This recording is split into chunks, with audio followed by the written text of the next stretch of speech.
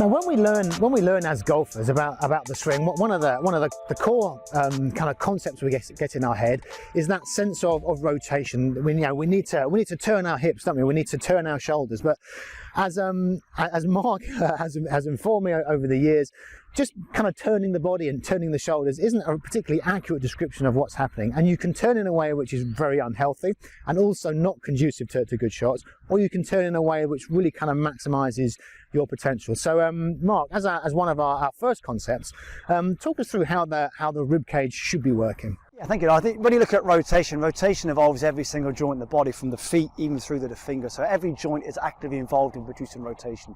But certainly on a very kind of informal way, it's kind of discussed as really how we rotate through that kind of ribcage or even shoulders, depending on what kind of references you have. So I think when you look at, as you mentioned, pain and performance, they are inherently connected. You can often only perform well when you're not in pain, and equally so when you're in pain, it's very hard to perform very well. So this sort of reference we can now use invariably connects back both to obviously helping reduce pain, and equally then so connecting back to improve performance, which we then know adds into things like kind of clubhead speed, for example. So one reference we can all use is almost using the base of the neck to the tummy button as a nice kind of visual, very kind of tangible guide we can use to really help establish wonderful rotation through that kind of spine, ribcage through backswing. So a reference you can play with is taking the start position and almost place a finger, if you have to, just to kind of create that initial awareness to start with, at the base of the neck and into that tummy button.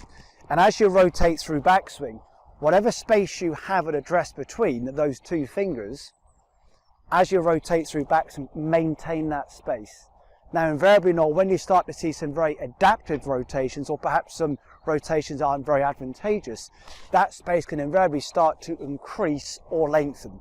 Right, okay, let's have another look at that, if you don't mind, Mark. Just show me the adapted version. Yeah, so a very common one that we can see now, certainly in players that either experience pain or certainly see regression in performance, can be that as they rotate through backswing, that space either reduces or very much increases. So when we look at, say, very healthy, often very sustainable, often very explosive rotation, certainly amongst the very best players that we're very blessed to spend time around, the space between those two fingers in backswing can remain almost the same as they rotate. That's a really helpful way of looking at that. Should we have a look at the model? Have a look at some of the players that you have been lucky enough to work with.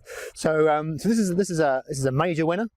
Yes. I don't know who it is. Recent major champion. I'm sure you'll recognise the pattern. Absolutely. Talk us through what you see there and how the rib cage is working and what we should be looking for. Yeah, I think you can almost see it now through the rotation as that kind of rib cage and pelvis interact through backswing. As the animation plays through, that lovely length that still exists to the left side of the body. So often what you can see, that as people start to adapt the way they rotate, the length of that left side of the body often gets very short and very compressed. So what you'll see through the animation on display is as they rotate back, how that wonderful length that exists between essentially left shoulder, left side of rib cage, even into that kind of left side of the pelvis. So often through these animations that we can see, often in the very adaptive rotation, and one which is actually quite unhelpful, is a real compression and shortening through that left side. So to the animation, for example, you may well see that bottom rib actually moves closer towards the top of the pelvis. Whereas through the animation you'll see here, it's almost maintaining that space they have between the bottom rib and top of, let's call it left hip just for easy discussion, that left hip and bottom rib, that as they rotate through backswing, they maintain that lovely space through that left side and length through that left side of their body. Brilliant, okay, and we'll move that chap along. So so typically what I would see, in the studio is golfers, I mean, sometimes we get the golfers that really kind of stay down this way in too much kind of flexion. Yes. So in that case, they can't get their arms up, they're not turning especially well, they're moving their center a lot. But probably more often than not, we see the players, and I'd be guilty as well, where the kind of head would move up and the spine works back this way. And that's what you're talking about, this kind of lengthening of the spine and the shortening of this gap. Absolutely correct. And I mean, that's probably the most common pattern I would see, or as you would say, adapted pattern.